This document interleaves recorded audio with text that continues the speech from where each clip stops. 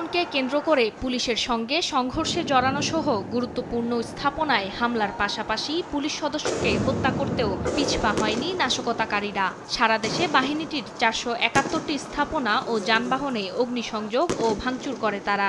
পেশাগত দায়িত্ব পালনের সময় রাজধানীর রায়েরবাগে এক পুলিশ সদস্যকে হত্যা করে পা বেঁধে ব্রিজের সঙ্গে ঝুলিয়ে রাখে হামলাকারীরা। এই ঘটনায় তথ্য প্রমাণের ভিত্তিতে রাজধানীর উত্তরখান এলাকায় অভিযানে যায় ডিবির সাইবার অ্যান্ড স্পেশাল ক্রাইম বিভাগ। ঘটনায় জড়িত জামায়াত শিবির ও বিএনপির পৃষ্ঠপোষক আব্দুল আজিজ সুলতানকে আটকের কথা জানায় পুলিশ। সংস্থাটি জানায়, গ্রেফতারকৃত আসামি ছাত্রদের মিছিলে টাকার বিনিময়ে ছিন্নমূল শ্রেণীর লোক দিয়ে হত্যা, ভাঙচুর ও অগ্নিসংযোগ চালায়। পুলিশ সদস্যকে হত্যা করলে পুরস্কারের ঘোষণাও দেয়া হয়।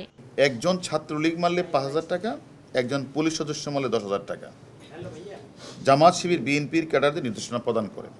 এর ধারাবাহিকতায় গ্রেপ্তারকৃত আসামিরা প্রত্যক্ষ নির্দেশনায় বিএনপি জামাতের নেতাকর্মীরা টাকার বিনিময়ে টুকাই এবং ছিন্নমূল দিয়ে ঢাকা উত্তরা আবদুল্লাহ পৌরসভার বিভিন্ন স্থানে ভাঙচুর, অগ্নিসংযোগ, নারকীয় হত্যা করে। নগদের কাছে সব গ্রাহকই প্রিয়, তাই তো সারা দেশে ক্যাশ আউট চার্জ সবচেয়ে কম। ডিবি বলছে, পুলিশ সদস্যদের মনোবল দুর্বল করতে এসব কর্মকাণ্ড ঘটানো হলেও দায়িত্ব থেকে পিছপা হবে না তারা।